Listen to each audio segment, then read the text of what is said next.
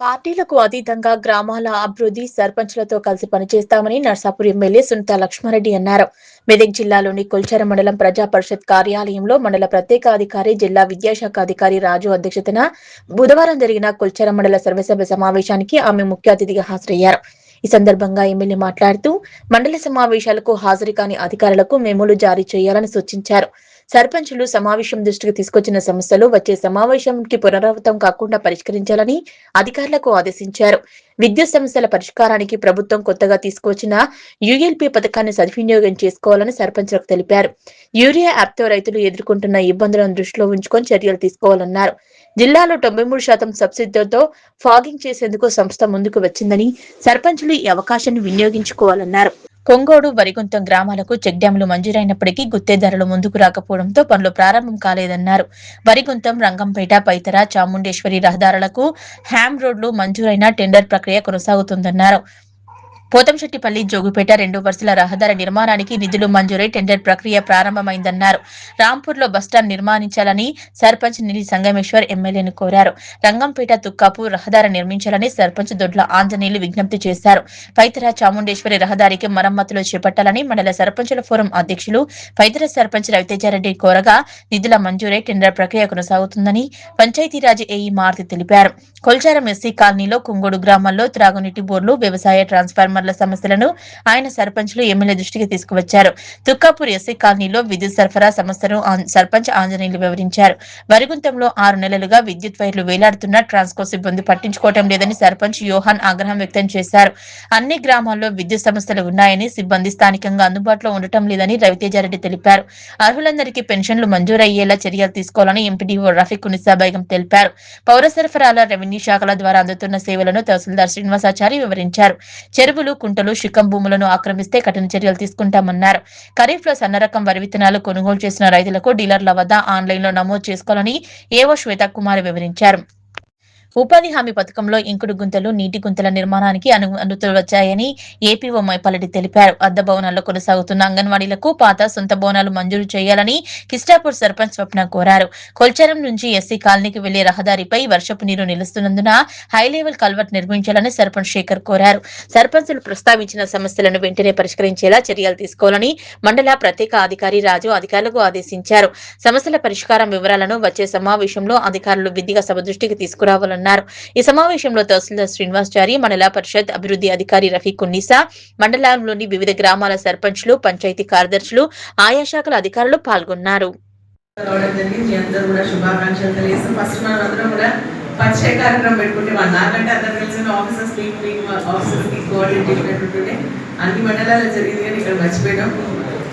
మీ అందరికీ శుభాకాంక్షలు తెలియజేసి సర్పంచ్లతో కూడా మరి ఈరోజు వారి గ్రామంలో ఉన్నటువంటి అనేక సమస్యలను సభ దృష్టికి తీసుకోవడం జరిగింది. కాబట్టి అధికారులు కూడా మరి వాటిని ఇమీడియట్గా పరిష్కరించే దిశలో మీరు ఆలోచన చేసి ముందుకు వెళ్ళాలని చెప్పేసి నేను కోరుతా ఉన్నా. మరి అదేవిధంగా నేను ఎంపీడీఓ గారికి, స్పెషల్ ఆఫీసర్ కూడా తెలియజేసింది ఏంటంటే ఎవరైతే ఎజెండాలో ఉన్నటువంటి అధికారులు రాలేదో వారికి ఖచ్చితంగా నోటీస్ మెమో ఇవ్వండి అని చెప్పేసి వాళ్ళ సబ్జెక్ట్ ఉన్నా లేకున్నా 45 రోజులకు ఒక్కసారి జరిగేటువంటి ఈ సమావేశంలో ఖచ్చితంగా వాళ్ళు రావాల్సిందే. వారికి సంబంధించినటువంటి ఇష్యూస్ ఏమంటే మాట్లాడతారు, లేదంటే వెళ్ళిపోతారు, కానీ ఖచ్చితంగా రావాల్సినటువంటి అవసరం ఉంది. ఆర్ఎండ్కి సంబంధించి ఇప్పుడు చాలా ప్రాబ్లమ్స్ ఉన్నాయి.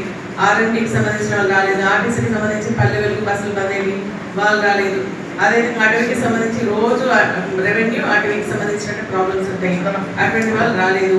ఏపీఓ మరి ఏపీఎం, ఐటీపీకి సంబంధించి మరి హెల్త్ కాలేదంటున్నారు, అట్లీస్ట్ నోటీసులు అన్నది ఉన్నది. సో ఈ విధంగా అధికారులు ఎవరైతే రాలేదో వాళ్ళకి ఖచ్చితంగా మెమోస్ ఇష్యూ చేయాల్సిందిగా నేను పోతా ఉన్నా. కలెక్టర్ గారి దృష్టి కూడా తీసుకెళ్ళండి. మరి అదేవిధంగా అధికారులు కూడా మీరు ఈరోజు సర్పంచ్ చెప్పినటువంటి సమస్యలన్నీ కూడా తిరిగి మరి వాళ్ళతో మాట్లాడేసి ఆ సమస్యని పరిష్కరించండి. మళ్ళీ 45 రోజుల తర్వాత జరిగేటువంటి సమావేశంలో వాళ్ళు మాట్లాడితే మళ్ళీ మాట్లాడే విధంగా తెచ్చుకోవద్దని చెప్పేసి కూడా నేను సందర్భంగా తెలియజేస్తా ఉన్నాను. మీ లెవెల్లో మీరు మాట్లాడండి, మీతో కాకపోతే మండల లెవెల్లో కానీ లేదంటే మా దృష్టికి తీసుకురండి, దాన్ని పరిష్కరించే విధంగా మనం ప్రయత్నం చేస్తాం. ఎందుకంటే ఈరోజు పార్టీలకు అతీతంగా మరి అన్ని గ్రామాల అభివృద్ధి పథంలో నడవడానికి మా సంపూర్ణ సహకారం అందించడానికి సిద్ధంగా ఉన్నాం. కాబట్టి ఎవరైనా మరి సమస్య ఉంటే తప్పకుండా మా దృష్టికి తీసుకురావాల్సిందిగా నేను ఇటు అధికారులను అదేవిధంగా సర్పంచ్ కూడా నేను కోరుతా ఉన్నాను. అదేవిధంగా ఈరోజు మనం కొన్ని విషయాల్లో మళ్ళీ సర్పంచెస్ మన అధికారులు కూడా కొంచెం క్లారిటీ తీసుకోవాల్సిన అవసరం ఉంది. ఎలక్ట్రిసిటీకి సంబంధించిన ఎందుకంటే ఒక ఇంటర్మీడియట్ పోల్ కావాలన్నా లేదంటే లూజ్ వైరింగ్కి సంబంధించిన ఇష్యూస్ ఉంటే కూడా మనకి ఇబ్బంది చాలా జరిగింది. గతంలో శాంక్షన్ లేకుండా ఇబ్బంది పడ్డాం. ఇప్పుడు యూఎల్సిసి ప్రోగ్రామ్ వచ్చింది కాబట్టి ఇమీడియట్గా సర్పంచ్లంతా కూడా ఏడీ ఆఫీస్కి వెళ్ళేసి అక్కడ సిఏ సెంటర్లో మరి మన గ్రామ పంచాయత్ పేరు ఎన్రోల్ చేయించుకోవాల్సిందిగా నేను విజ్ఞప్తి చేస్తా ఉన్నా. అదేవిధంగా ప్రతి గ్రామానికి సంబంధించి మనకు లో టైప్ సమస్య వస్తుంది కాబట్టి అడిషనల్ ట్రాన్స్ఫార్మర్ శాంక్షన్ కావడం జరిగింది. కానీ కాకపోతే ఏంటంటే వర్క్ జరుగుతుంది. మేము మొన్న ఎలక్ట్రిసిటీ మీటింగ్ పెట్టుకున్నప్పుడు కూడా మరి కాంట్రాక్టర్స్ని ఇమీడియట్గా దానిపైన పురాయించేది తప్పకుండా తొందరలోనే కంప్లీట్ చేసి గ్రామాల సమస్య పోతుందని చెప్పేసి కూడా చెప్పడం జరిగిందని చెప్పేసి కూడా తెలియజేస్తాం. దానిపైన కూడా మరి ఎలక్ట్రిసిటీ గారు కాన్సన్ట్రేట్ చేయాలా. మరి మీరు చెప్పేది కాదు వాళ్ళు అనేది, వాళ్ళు చెప్పేది మీరేని ఆ సమస్యలు పరిష్కరించేదిగా పోవాలని చెప్పేసి కూడా నేను కోరుతా ఉన్నా.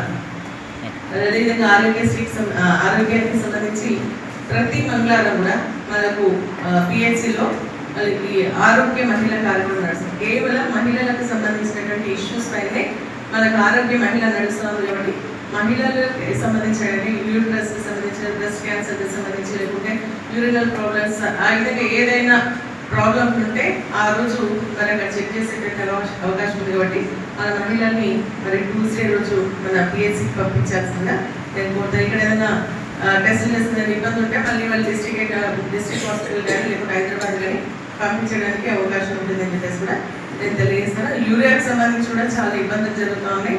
యాప్ ద్వారా మరి రైతులు బుక్ చేసుకోబోతా ఉన్నారు. మరి ఫస్ట్ ఏమో స్టేట్ యాప్ ఉంది, అట్లీస్ట్ అది కొంత బెటర్ ఉంది. ఎందుకంటే ఆ యాప్కి సంబంధించిన రైతులందరూ కూడా ఎవరినో ఒకటి బతిలాడి దాన్ని తీసుకోవడానికి ప్రయత్నం చేసింది. కానీ ఇప్పుడు ఇంకొక సెంట్రల్ యాప్ వచ్చింది. స్టేట్ యాప్ పక్కకు పోయింది, సెంట్రల్ యాప్ వచ్చింది. ఆ సెంట్రల్ యాప్ జిల్లా యాజ్ యూనిట్గా తీసుకుంటే దాంట్లో ఎన్రోల్ చేస్తే ఏ నారాయణఖేడో ఏ శంకరంపేటకో పోయి తీసుకొచ్చుకునేటువంటి పరిస్థితి వస్తూ ఉంది. ఈ యాప్ల ద్వారా ఎన్రోల్ కాదు, ఖచ్చితంగా షాప్లలో ఉండే విధంగా చేయాలని కూడా నేను కోరుతాను. నేను పైన కూడా మాట్లాడడం జరుగుతుందని చెప్పేసి కూడా నేను ఈ సందర్భంగా తెలియజేస్తాను. మరి అదేవిధంగా మనకి ఇప్పుడు వర్షాకాలం కాబట్టి ఫాగింగ్ అనేది చాలా అవసరం. మన డిపిఓ గారు మన కొల్చరా మండలానికి ఒక స్పెషల్ జీవో కూడా ఇవ్వడం జరిగింది. ఏంటంటే గతంలో ఇంతకుముందు కూడా చేసిందంటే ఒక కంపెనీ వచ్చి సెంట్రల్ గవర్నమెంట్కి సంబంధించి 93% సబ్సిడీతోని వాళ్ళు ఫాగింగ్ చేస్తున్నారు. మొత్తం గ్రామంలో ఉన్న ప్రతి ఇల్లు చుట్టూ ప్రాంతం మన మొత్తం గ్రామం అంతా కూడా చేసిన 93% సబ్సిడీ వస్తుంది. గ్రామ పంచాయతీ 7% ఇవ్వాలి మీ హౌస్ హోల్డ్స్ని బట్టి. మీకు అవకాశం ఉంటుంది, అది కంపల్సరీ కాకపోతే చేయించుకుంటే మంచిది.